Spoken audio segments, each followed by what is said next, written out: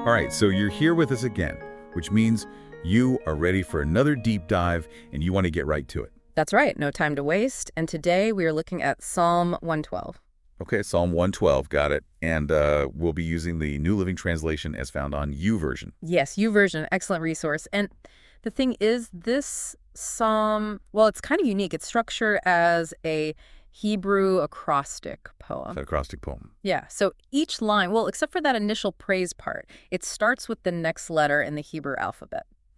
I see, so it's like really structured. Very much so. It probably helped folks memorize it back in the day, and it kind of hints that the wisdom inside is meant to be, like, all-encompassing. So our mission today is to unpack that wisdom for our listeners, Yeah. to figure out what this ancient text can teach a modern person like you. Exactly. Let's break it down.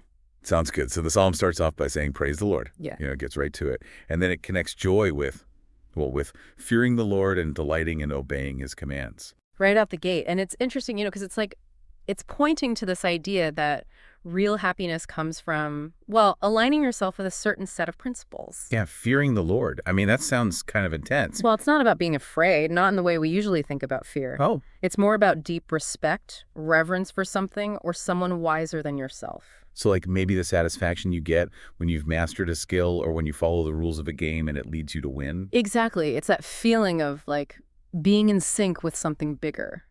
I like that. Okay, so then the psalm goes on to say that their children will be successful everywhere.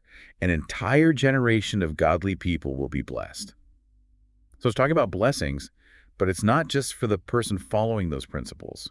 It extends to their kids, too. Yeah, this idea of blessings for future generations, it really gets at the heart of legacy, right? How what you do today can ripple outwards and create a foundation for your kids, your grandkids, a whole lineage. It makes you think about those cultures where ancestry is so important and passing down traditions and values. Absolutely. It's about building something that lasts, something bigger than just yourself. Okay, so next up we read, they themselves will be wealthy and their good deeds will last forever. Now that's interesting because it seems to link material wealth with doing good deeds that have a lasting impact. Right, and it's not necessarily saying that you'll be rich in, like, a dollars and cents kind of way. Okay, so more than money. It's more about the idea of prosperity that's tied to actions that benefit others, like a good reputation that endures, or the impact of charitable works. So like the wealth of a good name or the wealth of a life well lived, that sort of thing. Precisely, wealth that goes beyond the material. Okay, I'm with you. And then in verse 4, it paints this picture. Light shines in the darkness for the godly. They are generous, compassionate, and righteous. So it's like these qualities are what help guide you when times are tough. And what's really cool is that it doesn't present these things as just, like, vague ideas or morals. Right. It's highlighting practical strengths, Yeah. Like generosity, well, that can build up a support system around you, and compassion can help you navigate conflicts, and being righteous gives you a moral compass when things get confusing. Yeah, those are good points. And then the psalm gets really specific. It says, good comes to those who lend money generously and conduct their business fairly. So now it's bringing ethics into how we handle money and business dealings. It's like a reminder that integrity should be at the heart of all our interactions, even when it comes to finances. Right. It's not just about being good for goodness sake. It's suggesting that fairness and generosity can actually lead to positive outcomes. Think about it. When you're known for being fair and generous, people trust you, they want to do business with you, it builds goodwill. That makes a lot of sense. Okay, so then there's this part about resilience. Such people will not be overcome by evil. Those who are righteous will be long remembered. So it's like, you're not just going to sail through life without any problems, but you'll have the strength to get through them, and you'll leave a mark that lasts. It's about having a strong foundation, living in a way that builds inner strength and leaves a legacy that goes beyond just the immediate challenges you face. I like that. It's like it's about more than just surviving. It's about thriving and leaving something good behind. Exactly. And then we get to this part. They do not fear bad news. They confidently trust the Lord to care for them. They are confident and fearless and can face their foes triumphantly. This sounds like such a powerful state of mind. Right. It's like having this inner peace that comes from knowing you're not alone, that something bigger has got your back. And that can translate to a fearlessness in how you approach life's difficulties, knowing that you have the strength to face whatever comes your way. Okay, and then it goes on to say, they share freely and give generously to those in need. Their good deeds will be remembered forever. They will have influence and honor.